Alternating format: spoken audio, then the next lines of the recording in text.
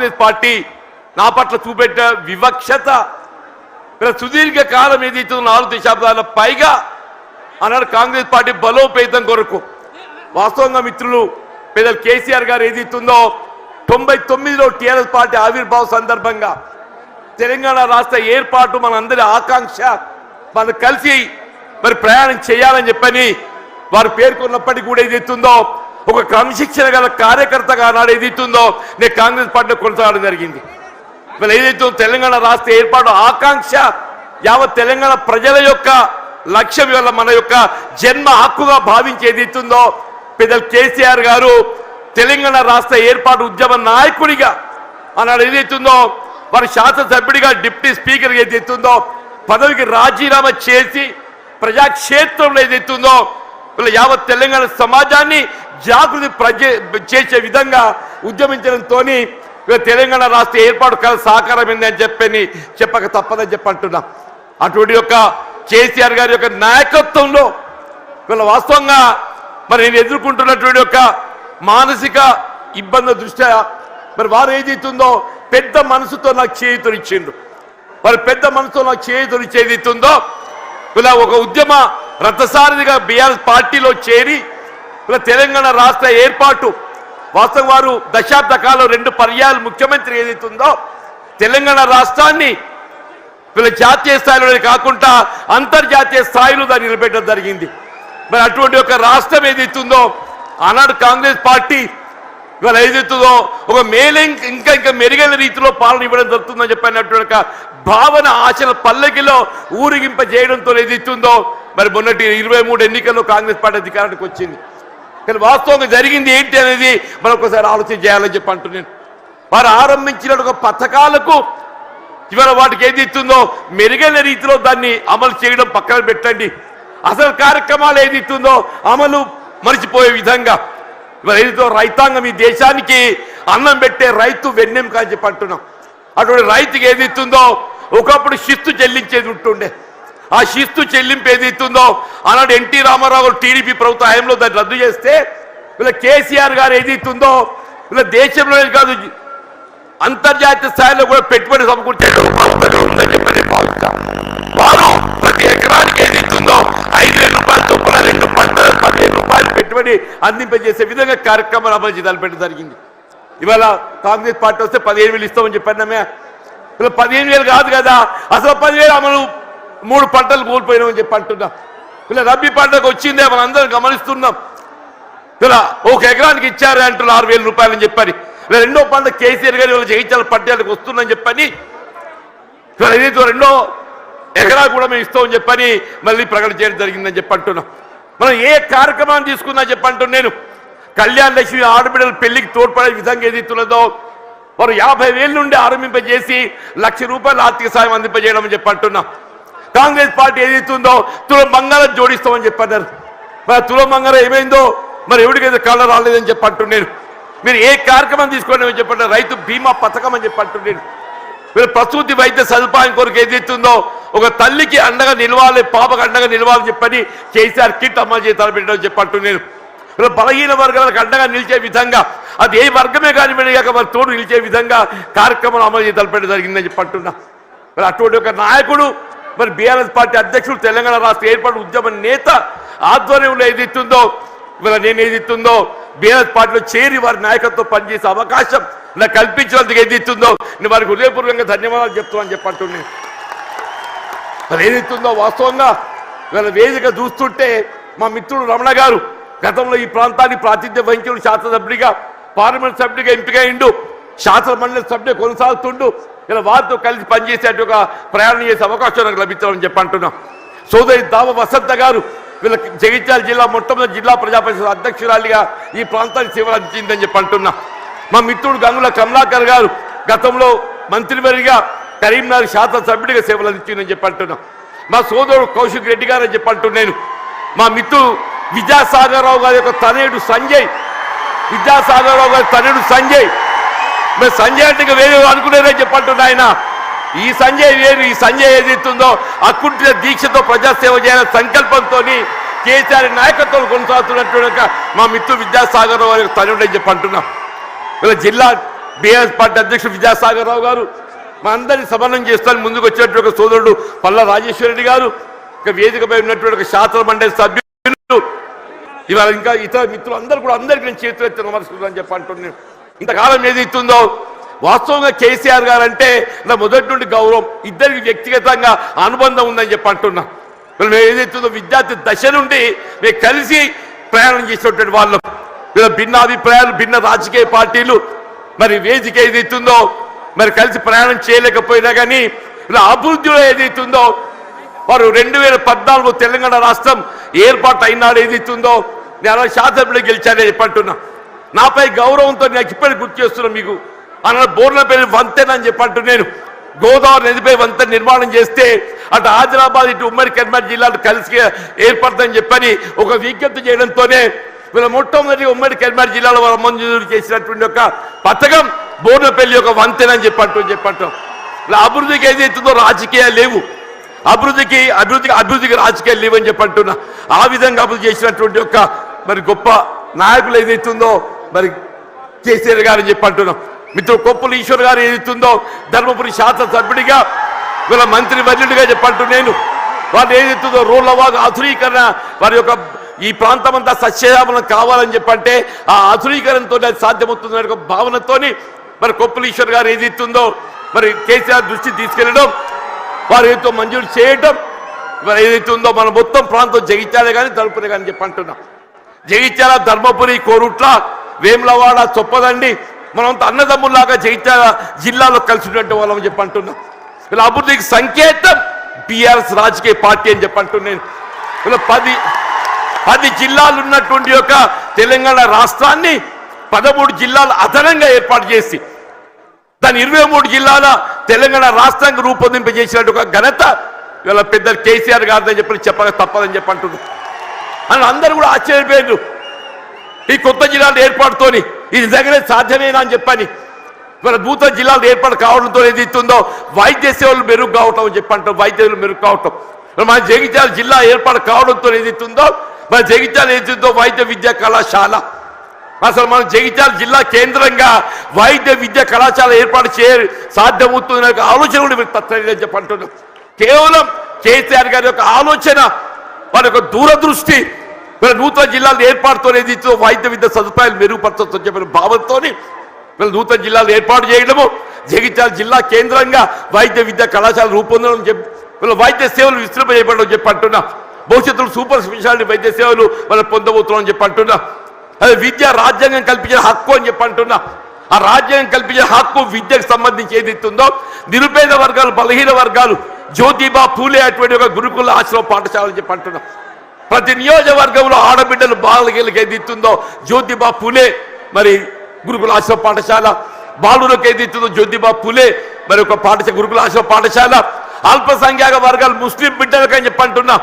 ఎన్నడూ ఊహించినటువంటి ఒక విద్యా సదుపాయాలు కల్పించాలని చెప్పని ఇవాళ ముస్లిం బిడ్డలకు ఏదైతుందో అల్పసంఖ్యాక వర్గాలకు ఏదైతుందో మైనారిటీ స్కూల్స్ ఏర్పాటు చేయడం, ఎస్సీ ఎస్టీ అని చెప్పంటూ నేను ఇలా వాస్తవంగా తెలంగాణ రాష్ట్రానికి గిరిజన బిడ్డలు ఏదైతుందో బీఆర్ఎస్ పార్టీ మరొకడు చెప్పంటూ నేను జనాభా ప్రాతిపదికన కల్పించాల్సిన రిజర్వేషన్ సౌకర్యం తెలంగాణ రాష్ట్రం ఏర్పాటుతో ఏదైతుందో ఇలా గిరిజన జనాభా తెలంగాణ రాష్ట్రంలో కేంద్రీకృతం కావడంతో ఆ గిరిజనులకు అంతవరకు ఉన్నట్టు 6% రిజర్వేషన్ 10% పెంచి అని చెప్పంటున్నా.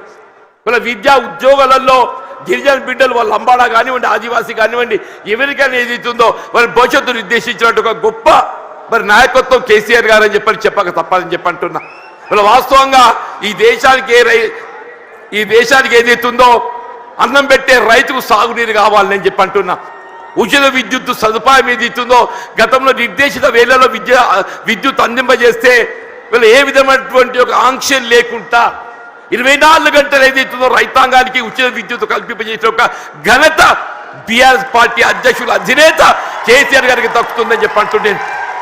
ఇలా ప్రాణహిత నదీ జలాల వినియోగం దేవాలనే ప్రాణహిత నదీ జలాల వినియోగంలోకి వస్తేనే కానీ ఏదైతుందో మన తెలంగాణ రాష్ట్రం రైతాంగం ఏదైతుందో మన పంటలు పండు సాధ్యమవుతుందని చెప్పంటున్నాను.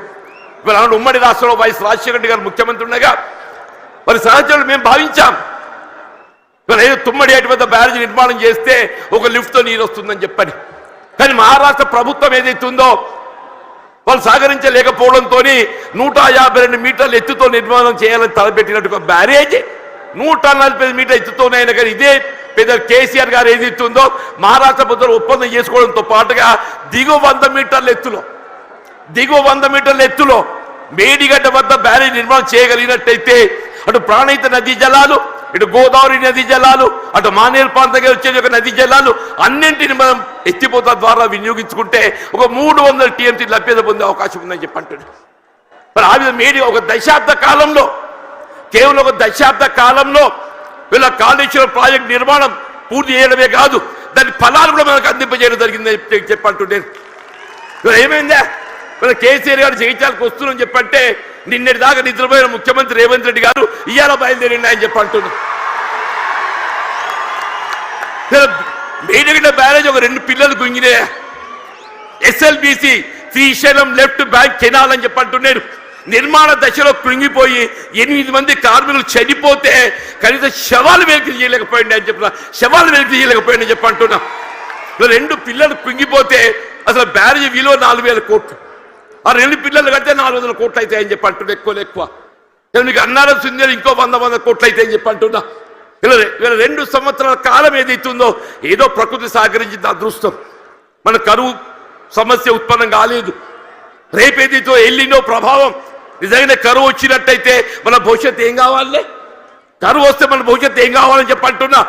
అదే పెద్దలు కేసీఆర్ గారు ఏదైతే జగిత్యాల పడ్డానికి వస్తున్న సందర్భంగా రేవంత్ రెడ్డి ఏదైతుందో నిద్ర లేచినట్టు నటిస్తుందని చెప్పి అంటున్నా. ఇక తుమ్మడేటి బ్యారేజ్ అటే పోయిందా? నీకు నిజంగానే సిన్సియారిటీ ఉంటే వీళ్ళు 3 సంవత్సరాలు గడుస్తుందా తుమ్మడేటి బ్యారేజ్ నిర్మాణం చేయగలుగుతూ కదా, ఎందుకు చేయలేకపోయినా చెప్పి అంటున్నాను. వీళ్ళు నిన్నటి వరకు ఏదైతుందో వీళ్ళు ఏ కాళేశ్వరం కూళేశ్వరం అని మాట్లాడిండే, అదే కాళేశ్వరం అదే మేడిగడ్డ ఏదైతుందో మన భవిష్యత్తు ఏదైతుందో మనకేది అండగా ప్రాజెక్టే మేడిగడ్డ కాబోతుందని చెప్పి అంటున్నాను. ఇలా మన భవిష్యత్తు రైతాంగమే కానీ ఇలా త్రాగునీటి సదుపాయమే కానీ పారిశ్రామిక అవసరాలే కానీ హైదరాబాద్ త్రాగుంటే అవసరాలే కానీ అన్నింటికి ఏదైతుందో అదే మేడిగడ్డ మనకు జీవనాధారం కాబోతుందని చెప్పి అంటున్నాను. వాస్తవం చెప్పాలంటే ఇలా కేసీఆర్ గారి యొక్క విజన్, వారి యొక్క దూరదృష్టి, మన తెలంగాణ రాష్ట్ర ఏర్పాటు సాధన కొరకు మరి ఉద్యమించి నాడు కరీంనగర్ జిల్లా కేంద్రంగా వారు టీఆర్ఎస్ ఆరంభింపజేయడం జరిగిందని చెప్పి అంటున్నారు. అందరు ఆశ్చర్యపోయిండు, ఇదేంటి అందరూ మర్చిపోయిన తెలంగాణ నినాదం ఈయన లేవనెత్తుతుందని చెప్పారు. ఒంటరి పోరాటం ఆయన ఒక్కరు బయలుదేరితే యావత్ తెలంగాణ సమాజం ఆయన వెంట నడిచిందని చెప్పి అంటున్నారు. యావత్ తెలంగాణ సమాజం ఆయన వెంట నడిచి తెలంగాణ సాధ్యమైందని చెప్పి అంటున్నారు. అదే తెలంగాణ రాష్ట్ర నిర్మాణం కొరకు ఏదైతుందో దశాబ్ద కాలం పాటుపడ్డారు. ఇలా కాంగ్రెస్ వచ్చి ఏదో మేలు చేస్తా చెప్పి అనుకున్నామే, అది పక్కన పెట్టిండే. ఇలా తిరోగమన చర్యగా ఏదైతుందో తిరోగమనం పడుతుంది. మళ్ళీ తెలంగాణ రాష్ట్ర పునర్నిర్మాణం కావాలని చెప్పంటే కేసీఆర్ గారి యొక్క నాయకత్వం మాత్రమే తెలంగాణ రాష్ట్రాన్ని పునర్నిర్మాణం చేయగలుగుతా చెప్పి అంటున్నారు. మీరు ఎక్కడ ఏ పల్లె కనపడి చెప్పిన ఒకటే నినాదం వస్తుంది, రేవంత్ రెడ్డి పోవాలి, కేసీఆర్ గారు రావాలి. ఒకటే నినాదం, రేవంత్ రెడ్డి గారు పోవాలి, కేసీఆర్ గారు రావాలి, కాంగ్రెస్ పోవాలి, బీఆర్ఎస్ రావాలి. అంటే ఏంటి? ప్రతి పల్లె గుండెల్లో ఏదైతుందో ఇవాళ ఈ నినాదం కేసీఆర్ గారు ఇవాళ వస్తుంటే నిజంగా చెప్తున్నా మొత్తం కూడలని యువత ఉత్సాహం కేరింతలు చూస్తుంటే మళ్ళీ తెలంగాణ రాష్ట్ర ఏర్పాటు ఉద్యమ దినాలు గుర్తుకొస్తాయని చెప్పంటున్నా. అలాంటి తెలంగాణ రాష్ట్ర ఏర్పాటు ఉద్యమ సమయంలో కేసీఆర్ గారు నడుస్తుంటే యువత కేరింతలు ఏ విధంగా ఉండేనో ఇవాళ కేసీఆర్ గారు జగిత్యాల పర్యటన ఏదైతుందో మళ్ళీ అదే కేరింతల ఉత్సాహం యువతలో కనబడుతుందని చెప్పంటున్నాను. ఇలా అదే కేసీఆర్ గారి యొక్క నాయకత్వం తెలంగాణ రాష్ట్ర పునర్నిర్మాణానికి ఇలా మనకి ఏకైక నాయకత్వం కేసీఆర్ గారే చెప్పక తప్పదని చెప్పంటున్నారు. ఇలా వారి ఆధ్వర్యంలో పనిచేసే అవకాశం నాకు లభించడం, ఇలా వాస్తవంగా ఇద్దరం కూడా ఈ ఒకరి పట్ల ఒకరో అభిమానం కలిగి ఉన్నామే. కానీ ఏదైతుందో కలిసి ప్రయాణం చేసే అవకాశం కొంతకాలం వచ్చింది. 2004-2009 మధ్య కాలంలో ఇద్దరం కలిసి ప్రయాణం చేసినాం, ఎన్నికల్లో కలిసి పోటీ చేసినాం. కానీ ఏదైతే వాళ్ళ కాంగ్రెస్ పార్టీ ఏ తెలంగాణ రాష్ట్ర ఏర్పాటు లక్ష్యంగా మరి ఎన్నికల ఒప్పందం కుదుర్చుకోవడం జరిగిందో ఆ తెలంగాణ రాష్ట్ర ఏర్పాటు ఏదైతుందో జాప్యం చేయడంతో కొంత నీరుగార్చి పెద్ద చేయడంతో ఏదైతుందో వారు ఆనాడు కేంద్ర మంత్రి పదవి త్యాగం చేసి కేంద్రంలో మంత్రి పదవి త్యాగం చేసి రాజీనామా చేసి పార్లమెంటు ఉప ఎన్నికలు వారు వస్తే మరి కాంగ్రెస్ పార్టీ పక్షాన అసలు ఛాలెంజ్ ఇచ్చినోడు పక్కకు వేయండి, అసలు ఛాలెంజ్ ఇచ్చినోడు పక్కకు వేయండి. కేసీఆర్ గారిని ఎదుర్కోవాలంటే మామూలు విషయం కాదు, కేసీఆర్ ఎదుర్కోవడం మామూలు విషయం కాదు అంటూ నేను అన్నాడు. ఏదైతే ఇదే కాంగ్రెస్ పార్టీ నన్ను దొరకబట్టి ఆయన ముందు నిలబెట్టిందా, నన్ను దొరకబెట్టి వారి ముందు నిలబెట్టిందని చెప్పంటున్నా. ఇక నేను ఏం చెప్పాలి, నా గోస ఏం చెప్పాలని చెప్పంటున్నాను. అంటే నిజంగానే వారిని అడ్డుకోవడం సాధ్యమేనానే? వారికి ఎందుకు ఒక లక్ష్యం ఉంది, తెలంగాణ రాష్ట్ర ఏర్పాటు లక్ష్యం ఉందని చెప్పంటున్నా. ఆ లక్ష్యాన్ని అడ్డుకోవడం సాధ్యమేనని చెప్పంటున్నాను. అది ఎవరితో సాధ్యం కాదు. వారు ఏది 2 పర్యాయాలు ఉప ఎన్నికలు గెలిచి యావత్ తెలంగాణ సమాజాన్ని జాగృతి చేసి తెలంగాణ రాష్ట్రాన్ని సాధించడం జరిగిందని చెప్పంటున్నాను. మరి అటువంటి కమిషన్ గల కార్యకర్తను నేను, అటువంటి కమిషన్ గల కార్యకర్తను యావత్ తెలంగాణ రాష్ట్రం ఆశ్చర్యం. ఇదేంటి జీవన్ రెడ్డి మరి ఏం చేయాలని ఆయన 20 మాసాలు ఏదైతే నా ఉసురు పోసుకుంటారు మీరు, 20 మాసాలు ఉసురు పోసుకున్నారని చెప్పంటున్నా. నేను ఎంతకాలం ఈ మానసిక క్షోభ నేను భరించాలని చెప్పంటున్నాను. సాధ్యమేనా చెప్పండి అన్న చెప్పంటు. నేను 4 దశాబ్దాలు కాంగ్రెస్ పార్టీ బలోపేతం కొరకు అకుంఠిత దీక్షతో ఏదైతుందో నేను పోరాటం చేసి నేను పాటుపడితే చివరికి దక్కింది ఏంటి అని చెప్పంటు. నేను ఆల్రెడీ ఈ వాయిస్ లోపల నాకు ఈ గోసేంది అంటూ నేను ఇవాళ 75-76 సంవత్సరాలు వచ్చినాయి అంటున్నా. నా జీవితం చివరి దశ చేరుకుందని చెప్పంటున్నా. నా జీవితం చివరి దశలో ఏదైతుందో నాకు ఈ మానసిక క్షోభ ఏంటి అని చెప్పంటున్నాను. ఇవాళ కేసీఆర్ గారు పెద్ద మనసుతో ఏదైతుందో మరి నా చేయూత నాకేదైతే చెయ్యి అందించి నాకు అండా నిలుచుండని చెప్పంటున్నాను.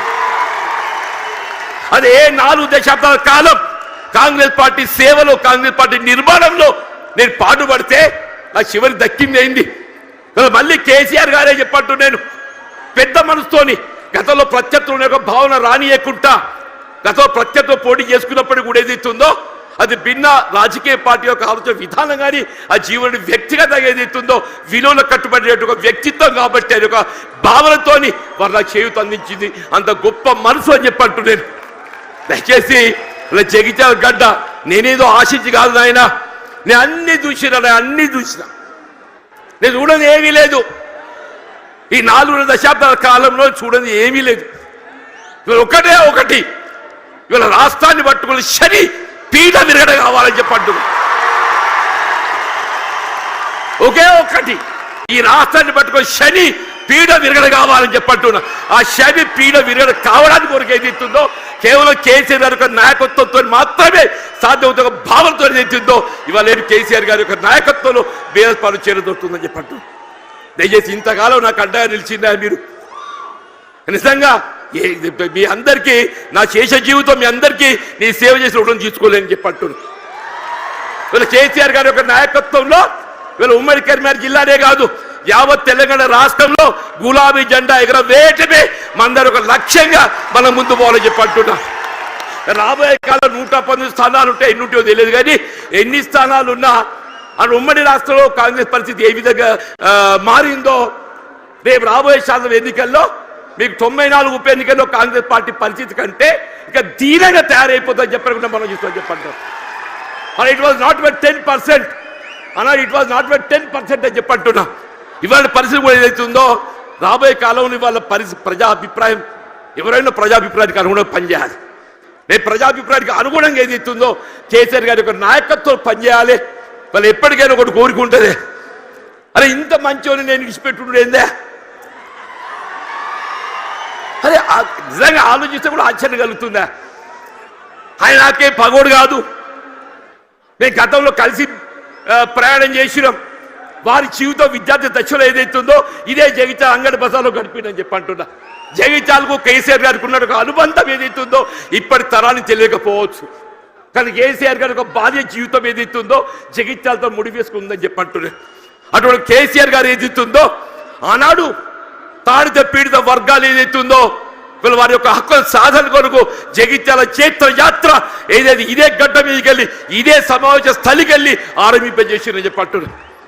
కేసీఆర్ గారు ఒకటే చెప్పిండ్రు, వారే అన్నారు అది మనం 70లో ఒకసారి ఏదైతుందో ఆనాడు జగిత్యాల చైత్ర యాత్ర చేసిన చూడండి. అదే జాగ్రత్త పెట్టాలన్నయ్య, మన స్ఫూర్తి మనం వినిపించాలని చెప్పింది. వారి ఆలోచనకు అనుగుణంగా ఏది ఇస్తుందో కేసీఆర్ గారి ఒక చైత్ర యాత్ర ఇదే జగిత్యాల గడ్డ నుండి ఇదే కేంద్రానికి వెళ్ళి వారు పిలిపిస్తున్నారని చెప్పంటున్నారు.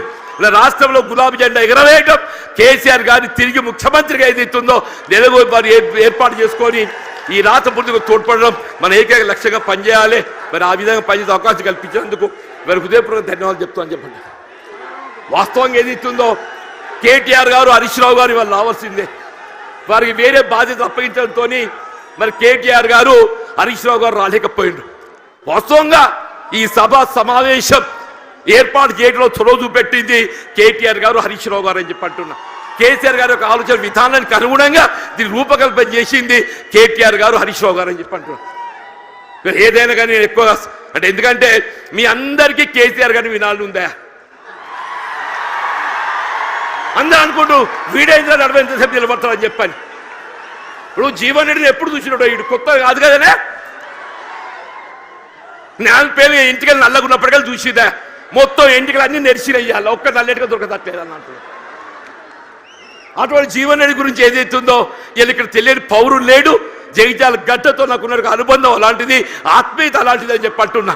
నా భావి జీవితం శేష జీవితం ఏదైతుందో కేసీఆర్ యొక్క నాయకత్వం లోపల తిరిగి ఏదైతుందో బీఆర్ఎస్ పార్టీ ప్రభుత్వం అధికారం రావటం ఏకైక లక్ష్యంగా ఏదైతుందో మన అంతా నడుము బిగించాలని చెప్పి కోరుతూ నేను సెలవు తీసుకుంటున్నా. జై హింద్, జై తెలంగాణ, జై తెలంగాణ, జై తెలంగాణ.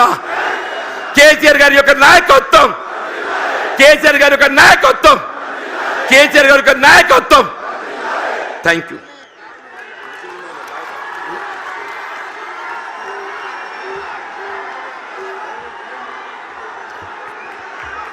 ఇప్పుడు మీరు ఎప్పటి నుంచో ఎదురు చూస్తూ ఎన్నో రోజుల నుంచి కేసీఆర్ గారి పలుకు వినాలి, కేసీఆర్ గారిని చూడాలి అని ఎర్ర టెండ కూడా వదిలిపెట్టి వచ్చిన మీ ఈ అవకాశం తీసుకున్న మా గౌరవ ముఖ్యమంత్రి వర్యులు, మాజీ ముఖ్యమంత్రి వర్యులు, తెలంగాణ వ్యవస్థాపకులు, తెలంగాణ రాష్ట్ర సాధకుడు ఇలా కల్వకుంట్ల చంద్రశేఖరరావు గారిని వారి సందేశం ఇవ్వాల్సిందిగా కోరుతున్నాను.